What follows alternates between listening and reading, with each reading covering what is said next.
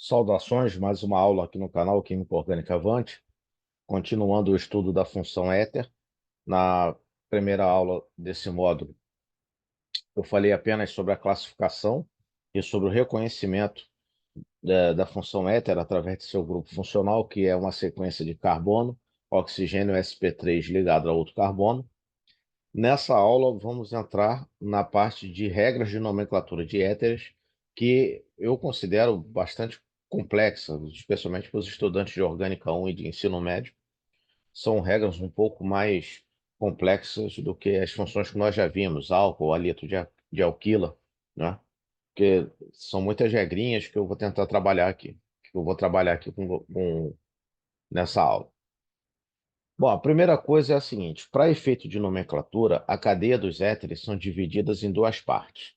Se você tem aqui o grupo funcional R, O, R', você tem que dividir sempre em R e o outro pedaço vai ser O, R'. Para definir quem é o R, quem é o R', você tem que prestar atenção na regra 2. R é a cadeia com o maior número de átomos de carbono. Nesse caso, cadeia principal, tá?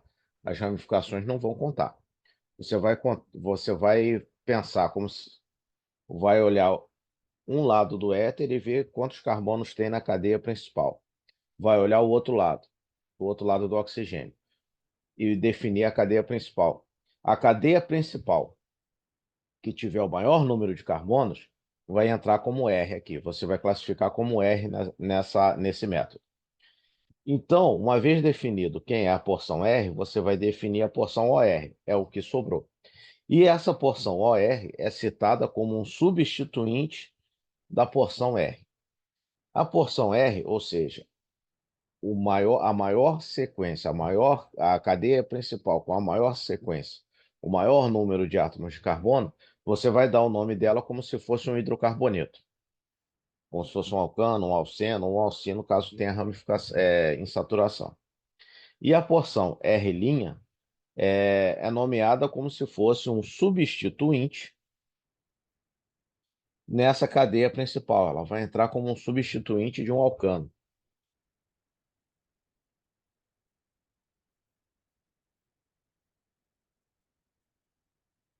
Ela vai entrar como um substituinte desse alcano. Acrescentado a terminação oxi, que é para fazer referência ao oxigênio. Para efeito de ramificação, a numeração sempre inicia-se a partir do átomo de oxigênio. Então, você vai sempre contar na hora de posicionar as ramificações, contando do oxigênio, seja para a direita, seja como para a esquerda. A numeração sempre começa do átomo de oxigênio. Então, vamos aplicar essas regras nas estruturas mais simples, que são aquelas que você não precisa definir quem é R nem R', porque a sequência os dois lados têm o mesmo número de carbonos.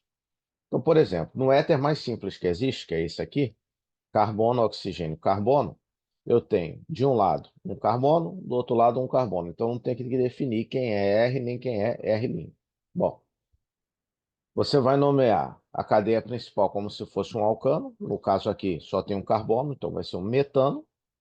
E a outra porção vai entrar como substituinte.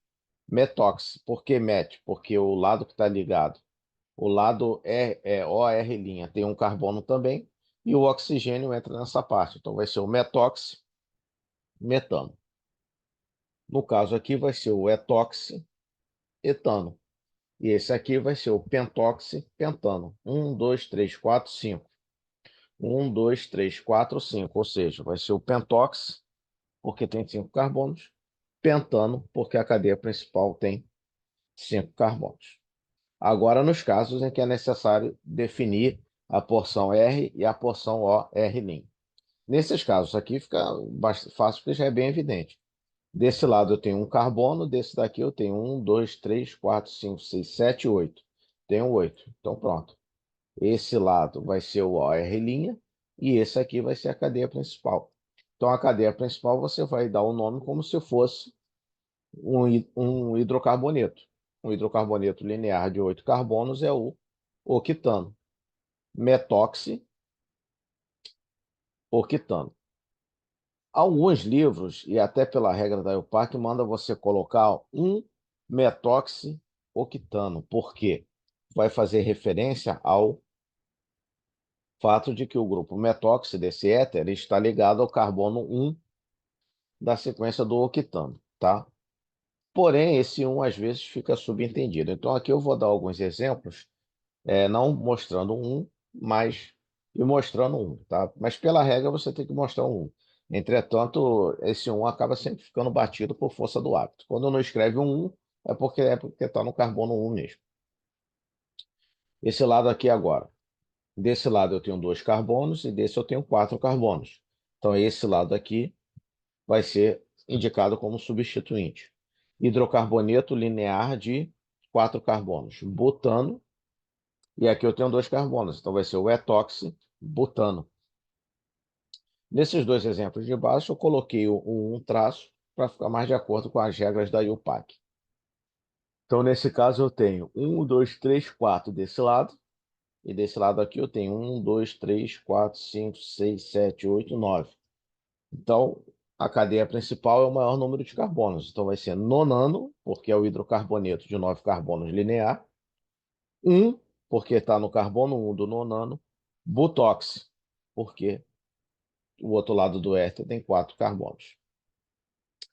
Esse lado aqui, 1, 2, 3, 4, 5, 6, 7, heptano. 1, 2, 3, propóxi, heptano. Coloco um que é para indicar que o oxigênio está ligado ao carbono 1 da cadeia do heptano. Agora vai complicando com éteres ramificados, né? Então aí também é cheio de regras que você acaba tendo que lidar com isso. Bom, se R e R' possuem o mesmo número de átomos de carbono, a cadeia ramificada é que vai receber a terminação ox. Vamos lá. Esse caso aqui. Desse lado eu tenho 1, 2, 3 carbonos. Desse lado eu também tenho 1, 2, 3 carbonos. Só que essa cadeia é linear, essa cadeia é ramificada. Então, a cadeia linear é nomeada como hidrocarboneto, propano, e a cadeia ramificada entra como substituinte ligada ao óxido. Essa cadeia aqui, 1, 2, 3, né? No caso, o oxigênio, ele está ligado no carbono 2 da ramificação. Então, propan 2-ox. Ah, mas o oxigênio não tem que começar numerando? Para efeito dessa parte aqui. Esse oxigênio está ligado no carbono 1 da cadeia principal. No caso da ramificação, não. O oxigênio está na posição 2. Então, é 1 propan, 2-oxi, propano. Esse 1 está fazendo referência a esse aqui. Por isso que é muito recomendável que você coloque entre parênteses, que é assim que eu vou seguir daqui para frente, que é para isolar muito bem essa questão, que tudo que está entre parênteses está fazendo referência à parte OR'. E o que está fora do parêntese está fazendo referência à cadeia principal. Então, esse 1 aqui é para dizer que essa porção propan 2-ox está ligada no carbono 1 do propano. Esse é o carbono 1. Vamos ver agora aqui. Às vezes até coloca esse colchetes também. Agora, se R e R' possuem o mesmo número de átomos de carbono, mas as posições das ramificações na cadeia são diferentes, então a ramificação,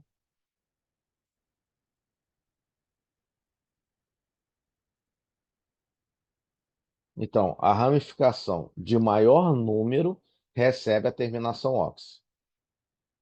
E o termo ox indicado entre parênteses, e nesse caso aqui vai precisar do colchete, que é para porque a cadeia também é ramificada. Então vamos lá. As duas cadeias são ramificadas, certo? Aí você vai definir a primeira coisa. Quem é R, quem é R'. Nesse caso aqui não vai dar para desempatar, porque 1, 2, 3, 4, 5. 1, 2, 3, 4, 5. Ou seja, os dois lados vão ter uma cadeia ramificada. Desculpa, vão ter tá certo. Desculpa. Vão ter uma cadeia ramificada, sendo que que a cadeia principal tem 5 carbonos. Ok? Então vai ser pentano. O nome vai terminar com pentano. Só que o que que elas são diferentes? Desse lado aqui, onde está a ramificação? Lembrando que tem que começar do oxigênio. Um, dois, três, quatro. Vai ser 4 metil. Do outro lado, um, dois, três. Vai ser 3 metil. Então, a ramificação, a cadeia que tem a ramificação com a maior numeração, vai entrar como substituinte e receber a terminação ox. Então, essa cadeia aqui, esse lado, vai ser nomeado como um alcano, e todo esse lado aqui vai ser o substituinte com a terminação ox. Então, como é que fica primeiro essa parte interna aqui? Vai ficar 4-metil pentox. 4-metil pentox. 4-metil pentox. Você coloca entre parênteses, que é a ramificação da ramificação nesse caso. E aí agora você coloca entre colchetes. Agora, entre colchetes, o que nós temos que indicar? Se a cadeia principal é o pentano, aonde está o metil? 3. 3-metil. E aonde está o propóxi? O pentóxi, no caso. Está no carbono 1, está no carbono 1 da cadeia principal. Então, 3-metil, 1 traço, colchete, parêntese, 4-metil, pentóxi, fecha o colchete, pentano. Realmente é muito chato, mas é assim que deve ser feito.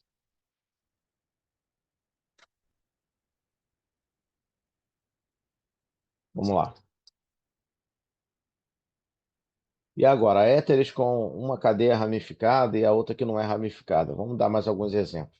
Só que agora com números diferentes de átomo de carbono. A maior cadeia sempre vai ser a principal, independente dela ser ramificada ou não, independente da posição da ramificação. Quando tem uma cadeia ramificada em uma cadeia não ramificada, o que vai definir vai ser o tamanho da cadeia, e não se é ramificado ou não, ou posição de ramificação. Vamos ver esse exemplo. Cadeia principal desse lado, eu tenho 3 carbonos, 1, 2, 3. Cadeia principal desse lado, 1, 2, 3, 4, 5, 6. Pronto. 6 é maior do que 3. Então vai ser hexano. Acabou. Então agora vamos nomear esse pedaço aqui agora que vai entrar como ramificação. 1, 2, 3. Sendo que no carbono 2 eu tenho um metil. Então, 2-metil, 2-metil, propóxi, que é uma ramificação de 3 carbonos, hexano. Esse 1 faz referência aqui. 1,2-metil propóxi, hexano. Esse 1 faz referência ao fato de que o grupo propóxi, né, 2-metil propóxi, está no carbono 1 do hexano. Agora vamos olhar esse lado. 1, 2, 3, 4, 5. 1, 2, 3, 4, 5, 6. 6 é maior do que 5. Então, e essa vai ser a cadeia principal. Não importa se essa é ramificada e a outra não é. Então, como é que vai ficar o nome desse alcano aqui? 1, 2. 2-metil, hexano. O propóxi está em que carbono? O propóxi ele está em que carbono da cadeia principal?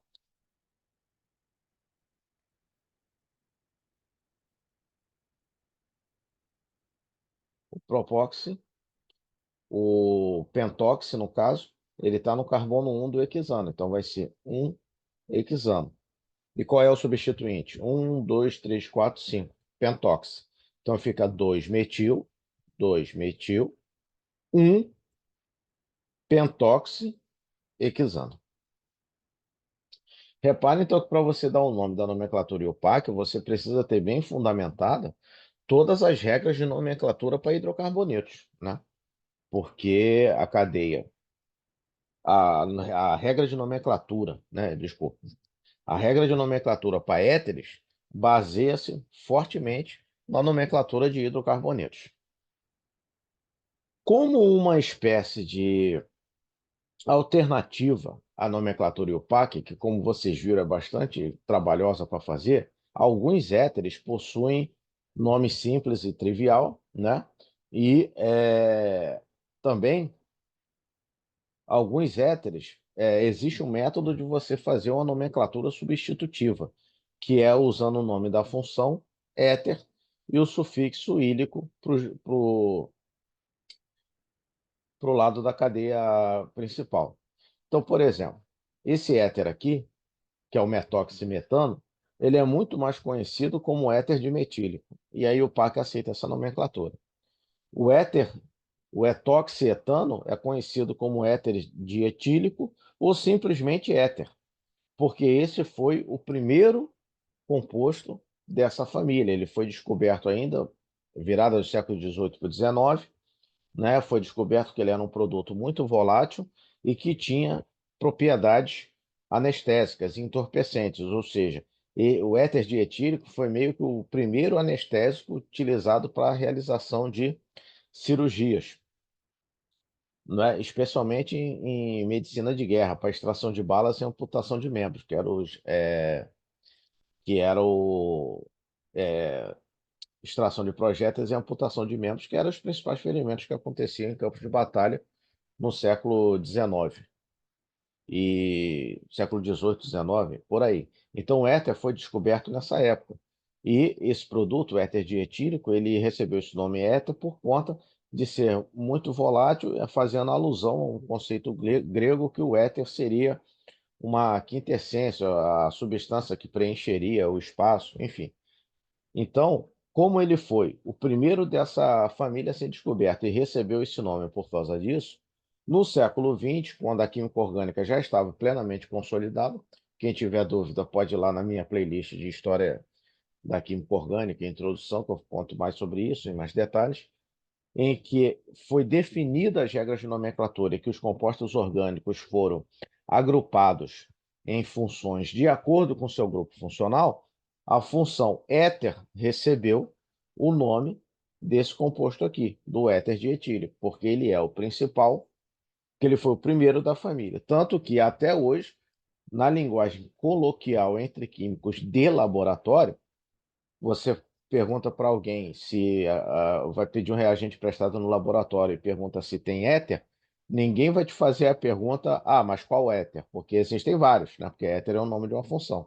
A pessoa vai prontamente entender que você está se referindo ao éter dietílico ou ao etoxetano, porque ele é conhecido simplesmente como éter no linguajar coloquial, no jargão da área da química, né?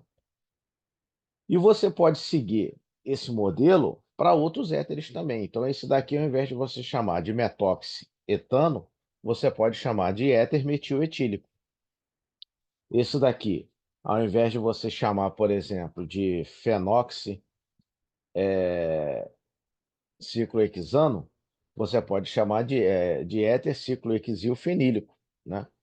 Então, éter e os dois grupos, sendo que o último grupo você termina com ílico. Essa nomenclatura é bem mais fácil, bem mais intuitiva e é utilizada no, no, no, no trato coloquial da química. Agora, para artigos científicos ou para teses, dissertações, aí você já tem que usar a nomenclatura e o PAC, que nós vimos aí é mais trabalhosa para fazer. Bom, era isso. Obrigado. Bom estudo.